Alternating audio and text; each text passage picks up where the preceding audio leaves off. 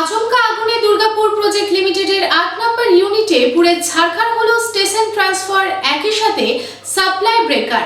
বন্ধ হয়ে গেল বিদ্যুৎ উৎপাদন, যার ফলে এই গরমে বিদ্যুতের ঘাটতি তৈরি হওয়ার আশঙ্কা দেখা দিয়েছে।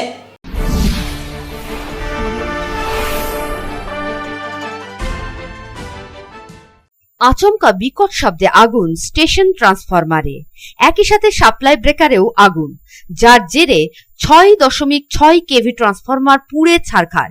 বিকল হয়ে গেল রাজ্য সরকারের অধীনস্থ সংস্থা ডিপিএল বা দুর্গাপুর প্রজেক্ট লিমিটেডের ৮ নম্বর ইউনিট। বন্ধ হয়ে গেল বিদ্যুৎ উৎপাদন। অনিশ্চয়তার দোলাচলে দুর্গাপুর প্রজেক্ট লিমিটেড বা ডিপিএল এর ৮ নম্বর ইউনিটের বিদ্যুৎ উৎপাদন। ৮ নম্বর ইউনিটে ২৫০ মেগাওয়াট বিদ্যুৎ উৎপাদন হতো।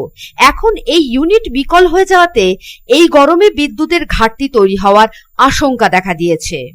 এ বিষয়ে ডিপিএল বিএমএস ট্রেড ইউনিয়নের প্রেসিডেন্ট নন্দলাল চক্রবর্তী বলেন, পাওয়ার প্ল্যান্টের আধিকারিক জিএম বা ডিএম সহ অন্যান্যদের গাফিলতির জন্যই এই ঘটনা ঘটেছে। কালকে তো একটা চরম দুর্ঘটনার মুখে হয়েছে এবং সেই জায়গাটাতে পাওয়ার প্ল্যান্টের চরম ক্ষতি দেখা গেছে এবং সেই ক্ষতিতে দেখা যাচ্ছে যে প্রত্যেক প্রকার থেকে যেভাবে ধ্বংস হয়েছে, তাতে এতে আমি একমাত্র পাওয়ার প্ল্যান্ট জিএমকেই দায়বদ্ধ করি। এই কারণে কথা হচ্ছে, উনি যখন এসি ঘরে এসে ঢুকে গেলেন, তারপরে বেরিয়ে বা যেসব ইঞ্জিনিয়াররা কাজ করতে চান বা করেন, তাদেরও সেইভাবে তিনি সহযোগিতার হাত করেন না। এর জন্য এই ক্ষতিটাকে মেনে নেওয়া। এবং আর একটা জিনিস সব থেকে হচ্ছে, এই এমডি আর ম্যানেজমেন্টের যারা আছে, এমডি বলুন, জিএম বলুন, তারা কিন্তু দেখা যাচ্ছে না তারা আগের মতো সেই পাওয়ার প্ল্যান্টের দিকে যে দেখাশোনা বা করার এই জিনিসটা রয়েছে। আমার তো মনে হচ্ছে এই জায়গাটাতে যে তারা চাইছে যে কোকোবেন এবং ৬ নম্বর ইউনিটটাকে যেভাবে ধ্বংস করে সেই পয়সা তারা কালীঘাটে গিয়ে জমা করেছে, এইটাও মনে হচ্ছে সেইভাবেই পরিণতির দিকে এগোচ্ছে। উৎপাদন বন্ধ আছে, একটা ইউনিটের ওপর ভরসা। যদিও দুর্গাপুর প্রজেক্ট লিমিটেডের মুখ্য জনসংযোগ আধিকারিক স্বাগতা মিত্র জানান, একটা দুর্ঘটনা হয়েছে ঠিকই, মেরামতির কাজও শুরু হয়েছে। কেন চালু একটা ইউনিটে আগুন লাগলো তা নিয়ে বিভাগীয় তদন্ত শুরু হয়েছে। ২০১৪ সালের ১ অক্টোবর থেকে বিদ্যুৎ উৎপাদন শুরু হয়েছিল। ৮ নম্বর ছাড়াও দুর্গাপুর প্রজেক্ট লিমিটেডের ৭ নম্বর ইউনিট রয়েছে, যেখানে ৩০০ মেগাওয়াট বিদ্যুৎ উৎপাদন হয়। ২০০৮ সালের ৩০ এপ্রিল থেকে ৭ নম্বর ইউনিটের উৎপাদন শুরু হয়েছিল। এখন ৮ নম্বর ইউনিটটি বিকল হয়ে পড়াতে ৭ নম্বর ইউনিটটি ভরসা।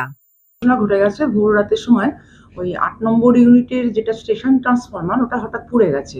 ওর সঙ্গে 6.6 কেভি বাসটাও আমাদের পুড়ে গেছে। তার ফলে একটু ক্ষতিগ্রস্ত হয়েছে ইউনিটটা। উৎপাদন এখন বন্ধ আছে। আমাদের ইঞ্জিনিয়াররা, আধিকারিকগণ খুব চেষ্টা করছেন ওটা কোথায় কেন ফলটা হলো ওটা ধরার জন্য ওরা খুব চেষ্টা করছেন। না, সেটাই আমরা দেখছি তদন্ত করে, যে কি কারণে হঠাৎ করে এত ভালো প্রোডাকশনে চলছিল কিন্তু কি হলো প্রবলেমটা, ওটা খতিয়ে দেখা হচ্ছে। ৭ নম্বরের ক্ষমতা হচ্ছে ৩০০ মেগাওয়াট আর ৮ নম্বরে হচ্ছে ২৫০ মেগাওয়াট। ডিপিএল কর্তৃপক্ষীয় বিভাগীয় তদন্তের নির্দেশ দিলেও তাতে আশ্বস্ত হতে পারছেন না বিরোধীরা। সমালোচনায় সরব একযোগে বিরোধীরা। যদিও সরকারের ভাবমূর্তি নষ্ট করার চক্রান্ত বন্ধ করুন বার্তা ডিপিএল এর তৃণমূল শ্রমিক সংগঠনের স্থায়ী কর্মী ইউনিয়নের নেতা আলময় ঘরুয়ের। টেকনিক্যালি ফল্ট, এটা কোনো ক্রিয়েট করা ফল্ট নয়। এটা সিস্টেমে টেকনিক্যালি যে ফল্ট হয়েছে, এটা খুব তাড়াতাড়ি ঠিক হয়ে যাবে। বাকি যেটা হচ্ছে, অনেকেই চেষ্টা করছে এই সরকারকে মেলাইন করার, সেটা যেন না করে সেটাও আপনারা একটু দেখে নেবেন। এই সরকার আমাদের শ্রমিকদের পাশে সবসময় আছে এবং আমাদের জেলার যিনি কর্ণধার মাননীয় মন্ত্রী মলয় ঘটক মহাশয়, উনি সবসময়ের জন্যে এই ডিপিএলটাকে দেখার চেষ্টা করেন। তো এবং